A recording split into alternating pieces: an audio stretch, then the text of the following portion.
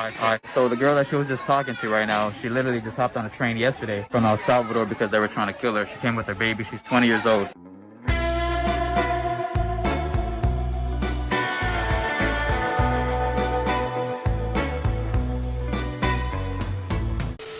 Kind of did is we kind of labeled everything. I'm fucking up. I had it good over there. Now I can't even keep going. What's up, guys? I'm Mike Real. I'm from the city of San Pedro. Walking through the J's with these memories retained. I'll take you on a journey through the place where I was raised, where money, power, respect were the only thing we praise. So just a quick background. I grew up in the projects, and from an early age, I saw a lot of shit that kids shouldn't see. So when I was about 9 years old, my uncle Sergio was killed by a cop. And I feel like that's kind of the thing that sparked my interest, sparked my brain into the things that I do now. I feel like my passion is predicated upon his murder. With my grandma having to bury her son on his 27th birthday, it really inspired me to want to bring some change within our communities. So I'm gonna take this toys bag. Oh shit! God damn.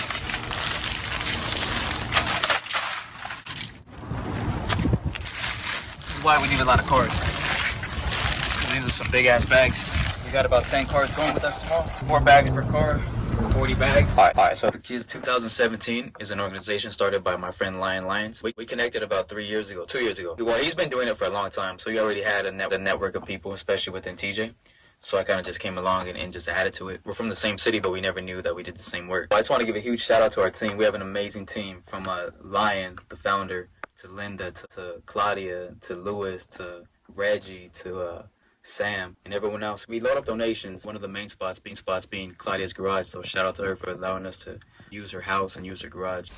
So I came here when I was 13. I came with a visitor's visa, and then I stayed illegally in the country until I was 23. Became a resident, and then I just became a citizen 3 years ago. I started doing this when I seen Mike post stuff about the shelters and the kids. I went one time, and after the one time, it was all in my heart. I have to do it over and over. I can't forget about it. I can't leave them there. I need to go every month and try to do everything possible for them. We have another storage in Compton. Shout out to Gelly. We have another one in Huntington Beach. All storages are full. We are the community. We get donations from the community, and we give them to our brothers and sisters down in Mexico. It's like 70%, 80% single moms. I grew up with a single mom. To me, that's a lot. We give them donations. We give them a Christmas. We don't call it Thanksgiving, but we give them a day of gratitude for them, just so they can see that there's hope out there. You know, that's our whole goal. That's our whole purpose. The Kids 2017. That's what we do. We are about to cross into Tijuana. We're in the city of San Isidro, and hopefully you guys get to see the drops that we're going to do. We're going to be doing multiple location drop-offs. The places that we're going to are called albergues in Tijuana, and basically what they are is for people that are seeking asylum from all over Central America, Haiti, and different parts of South America. Like the only restroom around this area. This is the only spot we got to use before we cross the border. And then someone forgot her passport. I forgot my passport, so we're gonna see how we're gonna do this. We're gonna do it though. I'm gonna cross, and we'll see how I come back. Cross my driver's license, and I'm gonna try to do. Like, which credit card do you want me to pull out? Like, what do you want me to pull out? If you have your license, then you'll be good. I thought you didn't have that. Then yeah, I'm suspended, but I got it. No, I'm just kidding. Brother David is going to do it. Tell them what you do. Right now I'm working with a group called Protect Pavungna, and Pavungna is the native land of Long Beach. It's the original village that was there. So there's a group of native Ahashman people, Tongva people, and it's very intertribal people from south and north, east and west. It's coming together to protect the land because the university is trying to build on it. Yeah, we're just out there like putting in the work, taking care of the land and spreading awareness. Okay, I am Reggie, and I am a volunteer for the kids. I've been doing this since 2017. I take some donations down to Tijuana. I'm doing it because it's just, it's direct action. They need it. Mexico apparently doesn't have the social safety nets that the United States does. Not that the United States is that great. Like the orphanages aren't getting what they need from the government. Neither are the shelters. They're privately owned a lot of times, from what I hear, that they're not getting like all the necessities they need. So we're here to supplement that. I find Tijuana a fascinating city. Growing up as a kid, you'd hear all these stories like, oh yeah, it's a place to party, blah, blah, blah. It's not a party town. We meet people there who've been deported. You know, they spent their whole life over this side of the border. They're just thrown into Tijuana. You know, they're just trying to find their way. They're, you know, I mean, we've met veterans who've been deported. One time we just sat in a taqueria and we met some dude who used to live in Seattle, and because of some reason or another, he ended up in Tijuana. Tijuana has a lot of stories. There's a lot of people who come to this country as kids, you know, their families bring them, their moms bring them, or whoever. They spent their whole lives here, and then they become adults, and then somehow or another they end up getting deported. They got to go back to Mexico and start a new life with no help, no family, no assistance, and it's hard, you know. That's how, kind of like my friend Janet, she was deported in 2007 after spending her whole life here, and she has 2 kids. She was able to start a new life out there, but struggles like this is what people go through. Hi, I'm Janet. I live here, but I like to help. Pues soy de Tijuana, so yeah, tijuanense. I'm from Pedro though, so here, there, ask me anything, you know. Hey, pirates! Alright, so crossing over is always its own adventure. Claudia knows. It's always something different, man. Sometimes it's good, sometimes it's bad. It's stressful, it's hard, it's not easy work by any means. The anxiety is always there because if you get pulled over, then you gotta pay a tax. It has happened a couple times. Sometimes, you know, we go at it as a team, but at the end of the day, it's all love, and it's all about making sure that this shit happens. We do what we do. Once we're in there, it's like, camera's rolling, it's action. So, we're waiting on someone else. They went ahead of us, and now we're kind of lost. This shit happens all the time. The coordination is always fucked up. But what we're gonna do. We're shopping for the kids. We're getting them some chips. We forgot the chips Yeah. from home, and the chips here are not what we like, so no. Claudia's in charge of this shit. I'm basically in charge of this shit. They do have the Yeah, here we go. I can't reach, Claudia. I got you, bro. That's how we work together. Alright. Keep bringing them. We need 50. I hope you're right. Right? Hopefully get more. Got it all. I got all the fancies. So we just came to the store to get some stuff, and these people saw us. This is great. Like, you get... Before I was rudely interrupted by Claudia. So we're in the store buying groceries for the kid, and a couple approaches us and asks us what we're doing. So we tell them. They end up buying us a whole cart full of stuff, full of toiletries, tampons, and things like that, out of their own pockets, out of their own kindness of their heart. Are they going to donate? Do you have stuff in the cart? We can pay for that. So just pass and stuff?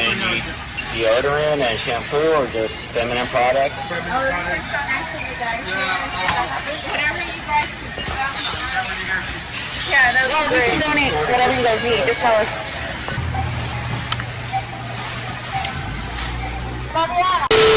So the kids 2017 have definitely built a reputation in TJ. We've been doing this so consistently that the locals in TJ recognize us.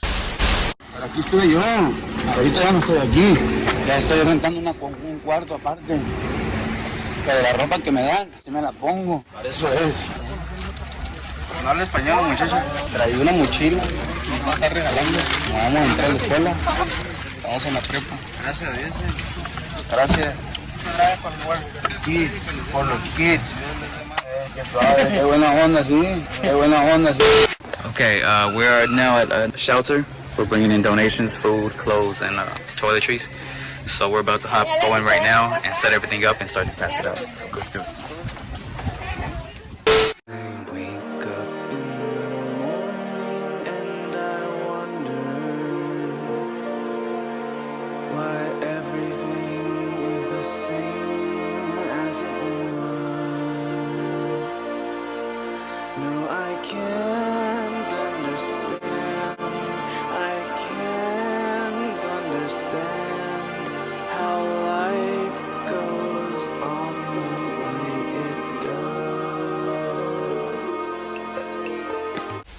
So this is a safe haven for refugees, migrants coming from Guatemala, El Salvador, Honduras, all over Central America.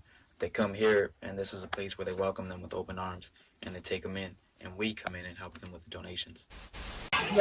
Este lugar que tenemos aquí abajo antes era como un cerrito lleno de arena, y gracias a Dios ya ahora tenemos se puso el suelo para que puedan jugar allí. Gracias. Esto es algo nuevo que no teníamos y gracias a Dios se logró. Yolanda Monge, una de nuestras bienhechoras, muy querida, y aquí están los dormitorios. Pues si no los conocían, también se acaban de construir 4 baños.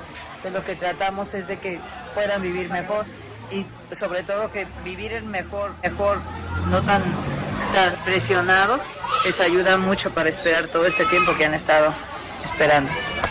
Alright, so the girl that she was just talking to right now, she literally just hopped on a train yesterday from El Salvador because they were trying to kill her. She came with her baby. She's 20 years old. So this is the kind of stuff that goes on over.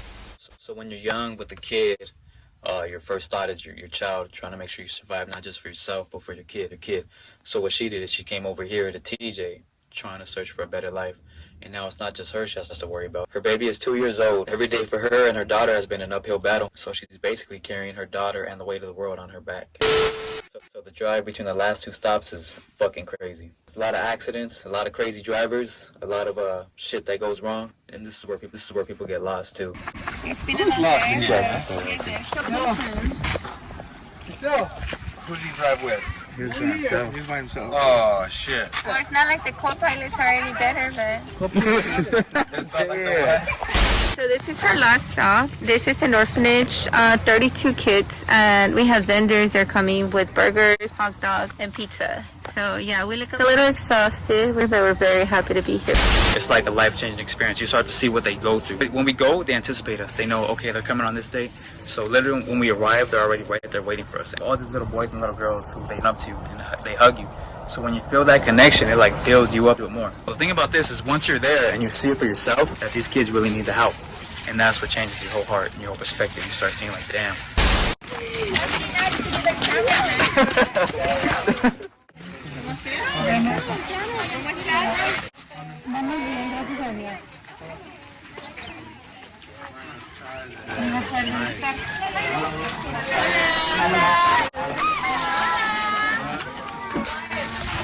So this is one of the first little girls I met when I came over here 2 years ago.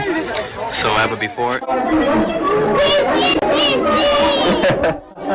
And this is her now. So I'm thankful because being a part of the Kids 2017 has allowed me to grow as an activist, as a person, and a fellow human being to the people we help. So we just want to continue to grow and expand our organization to help as many people as we possibly can in the future. That being said, we do need donations. We're always accepting clothing, shoes, toys.